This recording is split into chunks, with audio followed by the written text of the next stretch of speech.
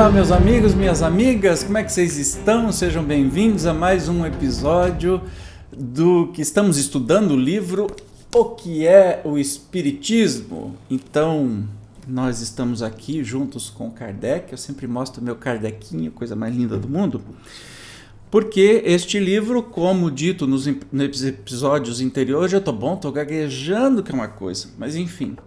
Este livro vem nos trazer um resumão do que é o Espiritismo. Mas nós estamos ainda conhecendo a história de Kardec e, com isso, a história do começo do Espiritismo, como tudo se deu num discurso, né, de uma biografia que foi feita por Henri Sauce. Então, sem demora, vamos para lá continuar o nosso estudo aí.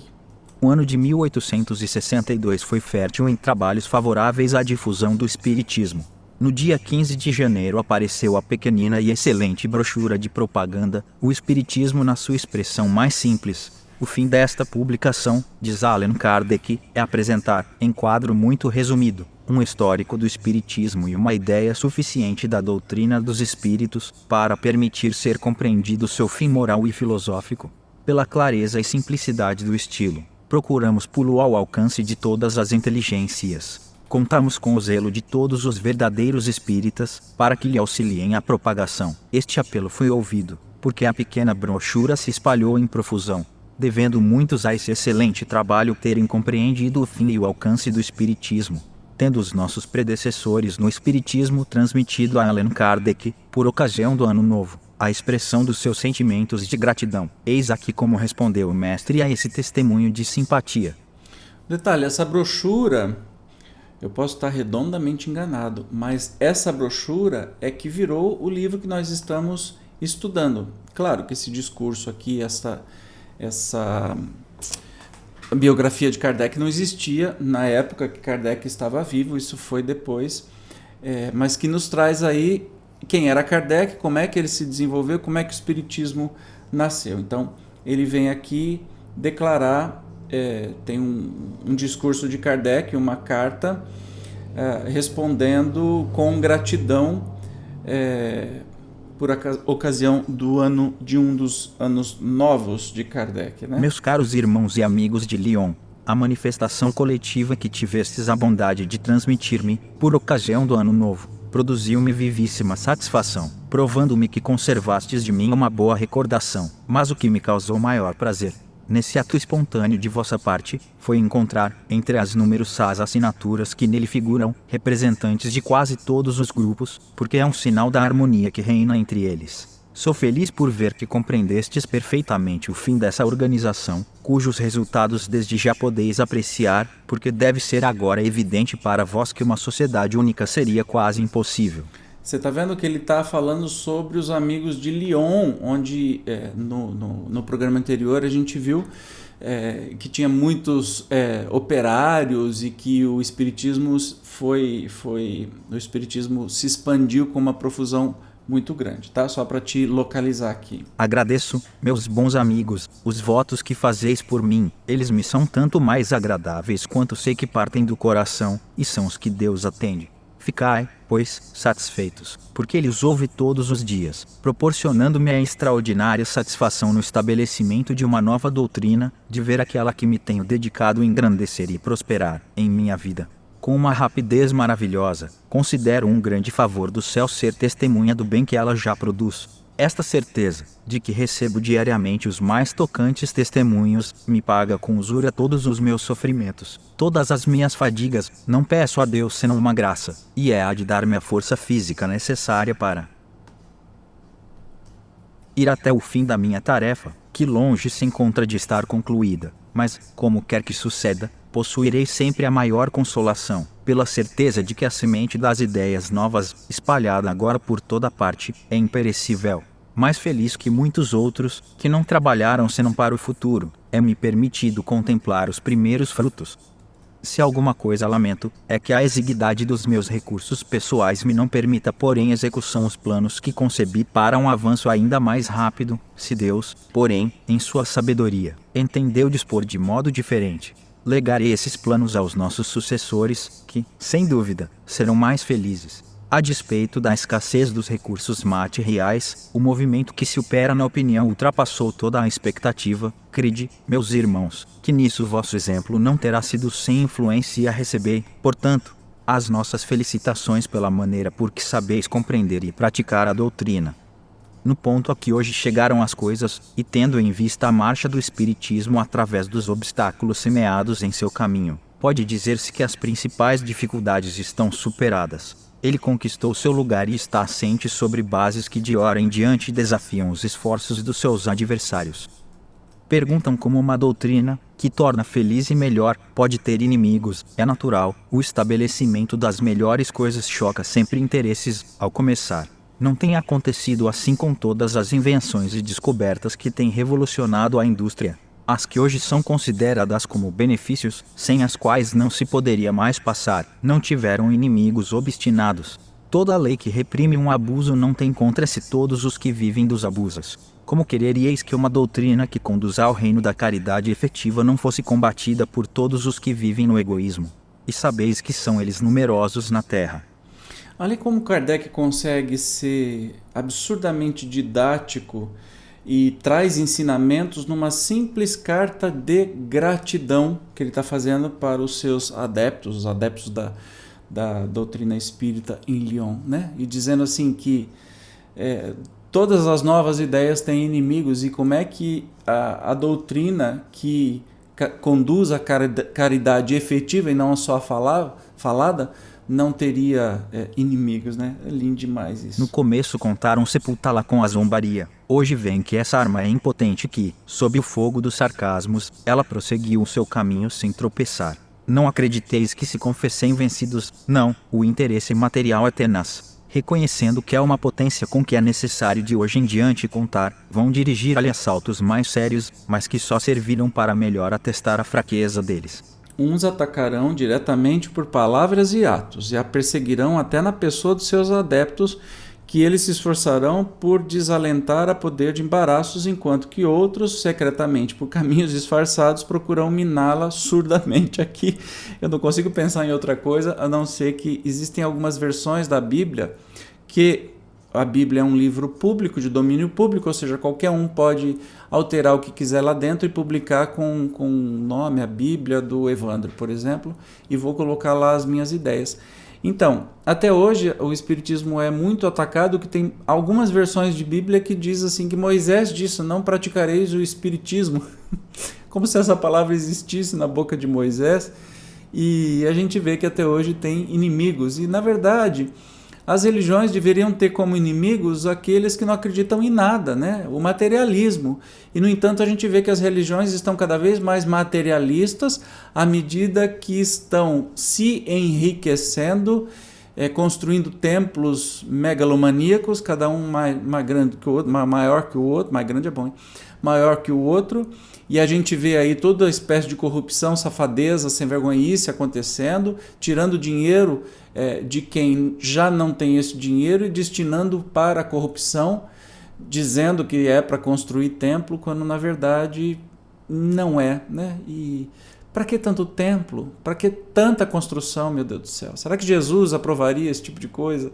Até no meio espírita, né? Você tem uma casa espírita confortável para acolher as pessoas, beleza. Não precisa ser caindo os pedaços, passando calor, etc e tal. Beleza, você tem um lugar, mas essa ideia de que vamos fazer um centro para 1.000 pessoas, para 5.000 pessoas, para 10.000 pessoas, sabe? Não é por aí o caminho. Jesus, esse dinheiro todo que vai, né, em construções, em coisas materiais, podem e devem ser direcionados para matar a fome dos nossos irmãos, por exemplo, de trabalhos que realmente acolham, que ensinam uma profissão para os nossos irmãos e que façam uma verdadeira caridade. A gente vê que desde sempre são os mesmos. Percebeu que são os mesmos desafios? Desde sempre são os mesmos desafios. Continuando aqui, Kardec nos falando. Ficai prevenidos de que a luta não está terminada. Fui avisado de que eles vão tentar um supremo esforço. Não tenhais, porém, receio, penhor da vitória está nesta divisa, que é a de todos os verdadeiros espíritas: fora da caridade não há salvação. Arvorai-a bem alto, porque ela é a cabeça de medos para os egoístas. A tática, posta já em prática pelos inimigos dos espíritas, mas que eles vão empregar com novo ardor, é tentar dividi-los criando sistemas divergentes e suscitando entre eles a desconfiança e o ciúme. Não vos deixeis cair no laço, e tende como certo que quem quer que procure um meio, qualquer que seja, para quebrar a boa harmonia, não pode ter boa intenção. É por isso que vos recomendo useis da maior circunspeção na formação dos vossos grupos, não somente para a vossa tranquilidade, como no próprio interesse dos vossos labores. Parece que Kardec sabe, né, o que está acontecendo hoje em dia. E aí essa máxima era: fora da igreja não há salvação. E Kardec, corajoso como sempre, diz: fora da caridade não há salvação. Não é de igreja nenhuma, nem de centro espírita nenhuma. Nenhum.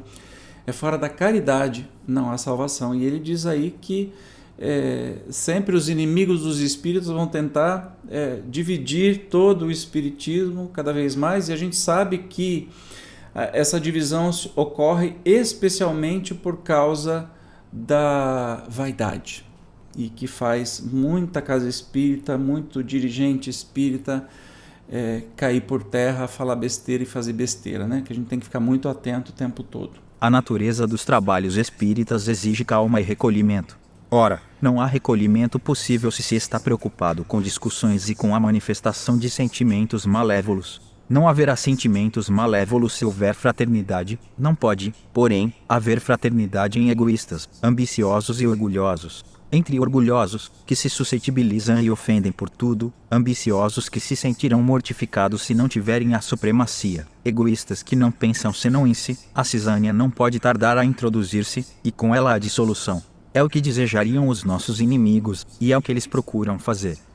Percebam que não precisa nem ter intervenção espiritual aí, que os próprios homens, se estiverem, por exemplo, na doutrina, no espiritismo, exercerem funções, cargos, se acharem melhor que os outros, já não é mais espírita, está ali pelo poder por qualquer outra coisa, menos pelo espiritismo. É triste, mas Kardec está certo desde o começo. E ele viveu muito isso, né?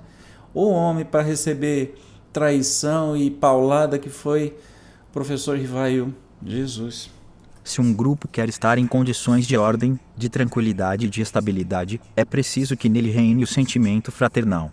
Todo grupo ou sociedade que se formar, sem ter caridade efetiva por base, não tem vitalidade, enquanto que aqueles que forem fundados de acordo com o verdadeiro espírito da doutrina olhar-se-ão como membros de uma mesma família que, não sendo possível habitarem todos sob o mesmo teto, moram em lugares diferentes. A rivalidade entre eles seria um contrassenso. Ela não poderia existir onde reina a verdadeira caridade, porque a caridade não se pode entender de duas maneiras.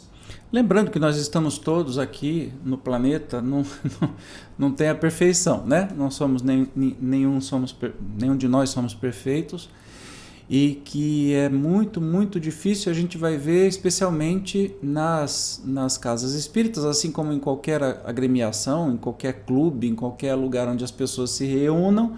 Se não houver a verdadeira caridade, o amor, né, que a gente sente como família, a liberdade de um falar com o outro sem ofender, sem melindres, etc. e tal, já que estamos todos caminhando sempre com o mesmo objetivo, sem estas capacidades de humildade, de saber que somos todos falíveis e tudo mais, não tem jeito de um negócio ir para frente. E a gente sente, em qualquer lugar que a gente for, se a organização da casa, seja espírita, seja religiões, sejam clubes, agremiações, sempre quando houver qualquer coisa que não seja o bem comum, o bem coletivo, o crescimento junto, a gente sente sempre uma energia esquisita aí, e que Kardec nos estimula aí, diz assim: olha, é assim mesmo, continua, porque é assim mesmo. Vamos continuar aqui. Reconheceis, pois, o verdadeiro espírita na prática da caridade por pensamentos, palavras e obras, e persuadi-vos de quem quer que nutra em sua alma sentimentos de animosidade, de rancor, de ódio, de inveja ou de ciúme, mente a si próprio se tem a pretensão de compreender e praticar o espiritismo.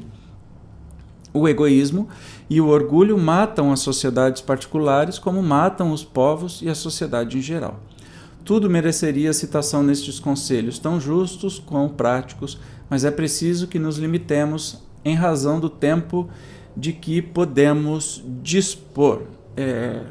quem falou essa última frase foi o Henri, que está fazendo o discurso sobre a biografia de Allan Kardec. Eu posso estar muito enganado, mas esse discurso foi feito quando Kardec desencarnou. Da sua morte, no seu velório, foi feito esse discurso, que foi aproveitado para colocar aqui depois, posteriormente, no livro O que é o Espiritismo. Então a gente percebe que tudo é muito, muito, muito atual, não é? É muito atual. Todos os problemas que podem acontecer e talvez você que está aí do outro lado já presenciou não uma, não duas vezes, mas muitas vezes, como eu, na religião que eu tinha, no catolicismo especialmente, era bem confusa a coisa, havia muita disputa, muita inveja, muita raiva, muito quem quer mais, etc. e tal, e também vejo isso no movimento espírita. Uma coisa que a gente precisa entender é o seguinte: uma coisa é a doutrina espírita. A doutrina espírita, ela é composta das obras fundamentais e dos ensinamentos que Kardec nos trouxe com as explicações dos espíritos. Isso chama-se doutrina espírita. Movimento espírita são os espíritas que estão vivos e que movimentam. Então, movimento espírita, entenda-se, todas as casas espíritas são do movimento espírita, não são da doutrina. A doutrina é aquilo que foi cunhada pelo Kardec, tá? São as obras fundamentais, etc. e tal. Tudo além disso é o movimento espírita. E a gente sabe que no movimento espírita, como é humano, tem todas essas paixões e todas essas confusões que a gente adora fazer um com o outro. Então não somos nada mais e nada menos do que outras agremiações, sejam religiosas, somos humanos e estamos aprendendo, né? Mas Kardec deixa muito claro aqui, não tem jeito. Você vai reconhecer o verdadeiro espírita na prática da caridade. A prática de caridade em pensamentos, palavras e obras. E aí, a prática da caridade está embutido nela, que significa amor, amar. Então, se alguém humilhar, não está sendo caridoso. Se alguém quiser ser mais do que o outro, não está sendo caridoso. Se alguém se achar a última bolacha do pacote, não está sendo caridoso.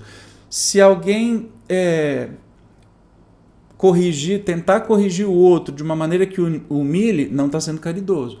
Tem que corrigir? Tem que corrigir, mas de uma maneira amorosa, como um pai e uma mãe faz com seu filho, com amor, né? Então a gente reconhece o verdadeiro espírita se não tem ódio, raiva, inveja, todos os sentimentos que a gente está careca de saber o que eles significam.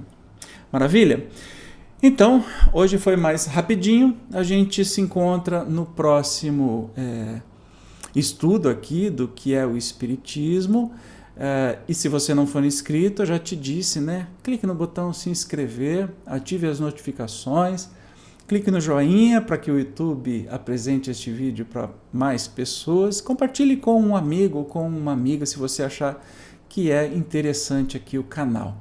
E se puder um pouquinho mais, clique no botãozinho seja membro, tá bem? Nos encontramos então no próximo estudo do livro O que é o Espiritismo. Até lá!